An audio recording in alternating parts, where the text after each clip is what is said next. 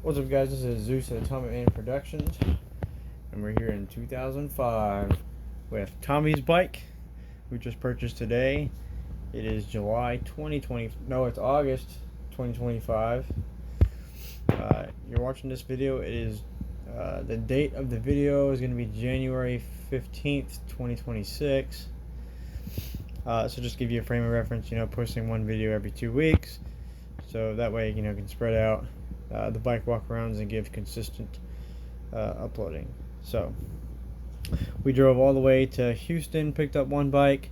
It was supposed to be two. We were supposed to drive to Dallas and pick up a car as well, but we ended up going from Houston and stopping at Austin and picking up this bike. So after our Dallas plans fell through. But enough of that. So this is the Pinarello Prince, the 2005. It was the last Prince before the Pinarello Dogma came out and replaced it, and then it came out again in 2007 with a carbon frame, but this one is aluminum. As you can see, it's not stock, and it's got some pretty fancy parts on it, including the guy just had it retaped, and we'll go ahead and get started on it. So starting with the wheels, they're actually head wheels with white industry hubs, and it's actually an 11-speed cassette, whereas the rear derailleur and the shifter is actually 10-speed. They're the Shimano 7800s. So it's Shimano 7800 rear derailleur, 7800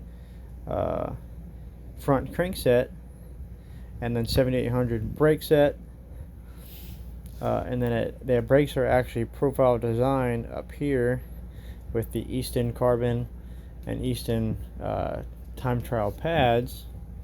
However, the front derailleur is an Ultegra 6600, and then we have an S-Works specialized carbon bottle cage, and those, I actually bought one myself, and those are not cheap. I put it on the, if you watch the video for the 1997 specialized S-Works M2, I put one on that bike. So, and then the fork, it would have been, I want to say, the Velo, and now it's an Oval Jetstream 2, which they're super expensive, and I super much want that fork. And it's, just to give you an example, it's got these awesome arrow slits. They go right through it, and it's not the lightest fork ever. It is carbon, but just the arrow slits alone just make it super cool. And it's got a Dura-Ace headset, an unbranded stem, Pinarello head cap.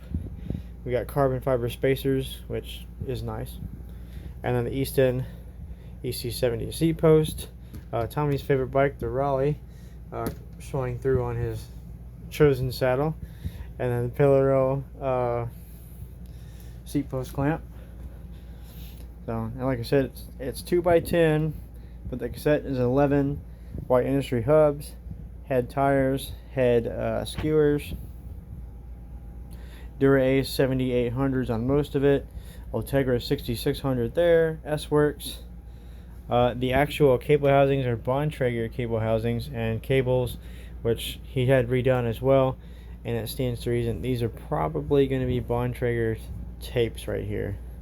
So, but these are going to be Shimano Dura-Ace as well, and it's a super awesome bike.